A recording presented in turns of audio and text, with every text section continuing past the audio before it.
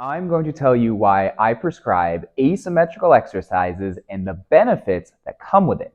And at the end of the video, I'm going to walk you through my framework that helps me decide the best exercise to fix the source of the problem. We're all familiar with the old adage that if you choose an exercise on the right side of the body, that you then typically do the same amount of reps and sets on the left side, or else you're going to be asymmetrical, right?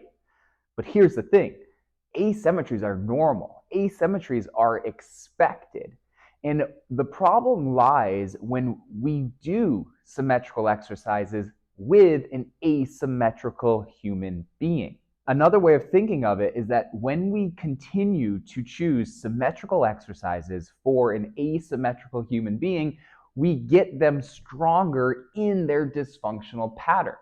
The asymmetrical pattern that's causing them to be in pain in the first place is then reinforced, and we gain more stability and strength and stiffness, and we're not getting that patient or client out of pain. So the way I like to address these asymmetries are by using PRI methods, Postural Restoration Institute. And within their methods, they like to talk about how we have a normal asymmetrical pattern where the pelvis on the right is more back and the pelvis on the left is more forward.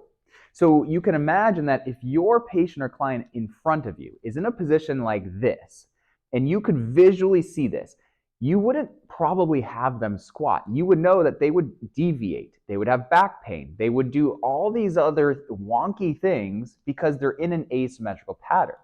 And the problem is it's not as easy to see these asymmetries because even when someone is like this, above and below, they are doing secondary compensations, so they appear nice and straight. So we really need to understand a framework to help us identify these asymmetries and to comprehend when they're there.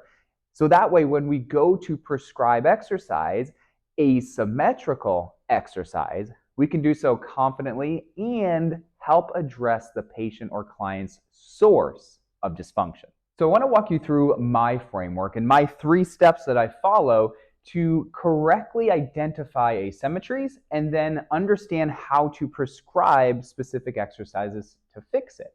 Now, my big disclaimer is please disregard my sloppy left-handed writing, but really key in and focus on the principles. That's what this is all about, is more so the principles, because everyone's going to be a little bit different when you're working with them, but this is my framework to address the principles. All right, so let's start with it with step 1. Step 1 is the assessment, right? It sounds obvious, but a lot of times we go through our assessment and we don't actually then use it. Meaning that if we are working with someone that has low back pain, for example, we do their assessment, we find specific findings, but the problem is then we divert to a low back protocol.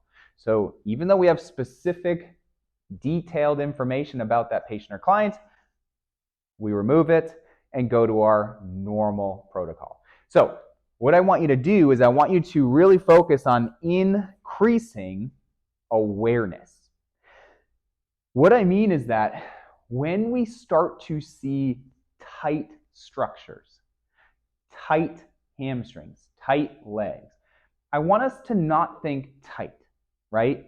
So when we see tight, we're going to remove that thought and we're going to really think about position.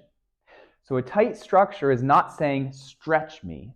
A tight structure is saying reposition me, right? Because the muscles are going to be tight based off the position of the pelvis. So first up in my steps to really understanding asymmetries is increasing awareness to the fact that a tight structure may not just be a tight structure. It may be in a position that is causing it to be tight, and we need to reposition it. All right, and so that brings us to step number 2, asymmetrical findings. What this means is that based on normal patterns and the patterns that we already discussed, the normal PRI pattern where we are more back on the right and forward on the left, this is going to create expected range of motion deficits. Because we are in an asymmetrical position, we would think that we're going to have asymmetrical findings. And so there are a couple of key measurements and key assessment tests that really help you understand what position is this in, right?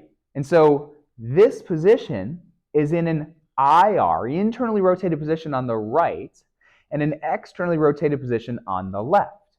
So what that means is that when we're going through our assessment, if we think about the left side and the right side, again, excuse my sloppy handwriting, the left side we're going to expect to have limited internal rotation measures because it's in a position of external rotation, right? So on the left side, our limitations are usually going to be internal rotation, adduction, and extension.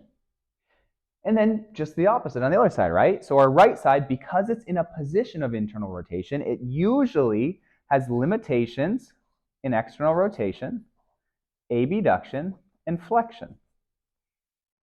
Okay? So again, we're not thinking tight when we see these limitations. We're thinking that this pelvis is turning in a position that's creating left-sided internal rotation range of motion deficits and right-sided external rotation range of motion deficits. All right? And then step number 3, we then carry these findings down here. For step number 3 is asymmetrical exercise. This gets us to understanding why we are indeed prescribing one exercise on the right side and a different one on the left, right? So let's think about it. When we have a left-sided IR deficit, do you think you should prescribe an IR exercise or an ER? The patient or client already has normal ER measurements, right? So we want to promote an IR exercise. An IR exercise is just the opposite. Our normal IR patterns here, we're just going here. So you see how when you take the asymmetrical findings during the assessment, we then can get very intentional with our prescription. So for the left side, we are going to prescribe any sort of pullback exercise or hip shift. Okay? So a great exercise that can do this, although there are dozens, is a split stance deadlift.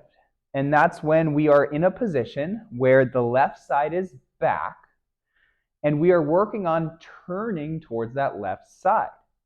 What that's going to do is it's going to start to engage the muscles of internal rotation, such as the inner thigh, the hamstring, the glute to a certain degree, and work on turning the pelvis.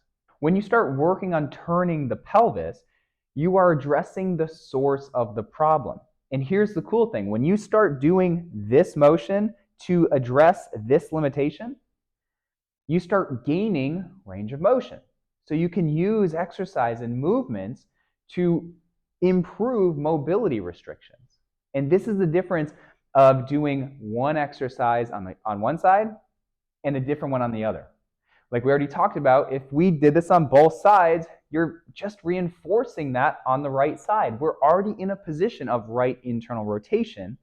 So sometimes when we start driving this and feeding this pattern, we just get stronger and it makes it harder and harder to actually reciprocate and go the other direction. All right? And our next one, right side external rotation deficits. So for the right side, you should already know what's going on here. We're going to be thinking that we want to drive an exercise that biases external rotation. External rotation for a position that's here is going to come forward and out, okay? And a great exercise, again, there's dozens, but a great one for you to see is a clamshell with a forward reach. So I'm just going to write clamshell here, but it's specifically with a forward reach. The forward reach is going to be, again, we're out of a normal bias of being back. It's going to come forward and out. When we start doing this, we start opening the left side and compressing the right side. And that's what we need for normal ER motion and biomechanics. So again, a really, really good exercise to help fix the source, to help reciprocate movement, i.e. get someone that's asymmetrical moving better, and really helping to improve the mobility restrictions that we saw here. So that's my 3-step framework that I use to work from the assessment to exercise prescription. Again, the big principle here is that we're not labeling things as tight. We are understanding that what we're looking at is a response from a position. Once we understand that position from what our assessment tells us, we then can go and prescribe exercises that A, works to change that position, and B, gets them stronger in that position so that way they can get out of their dysfunctional asymmetrical pattern and live in a more functional asymmetrical pattern, right? Because asymmetry isn't bad. Everything that we do requires asymmetry, right? Walking is a great example. If we try to walk symmetrically, you're not going to get far, right? So again, it's having the capacity to asymmetrically move in a functional way. And that's what we're really looking at here. And that's what we are trying to address when it comes to fixing the source of dysfunctional asymmetry. So I hope you found my framework enjoyable, and I encourage you to use it and to try it and to let me know if you have any questions. But if you wanted to dive deeper on this matter, I encourage you to check out our Performance Redefined course. This is our continuing education course for physical therapists, for physical therapy students, for strength and conditioning coaches that are really looking to level up their movement comprehension. So if you're interested, I will leave the link below. And as always, feel free to ask any questions, and I will see you guys on the next video.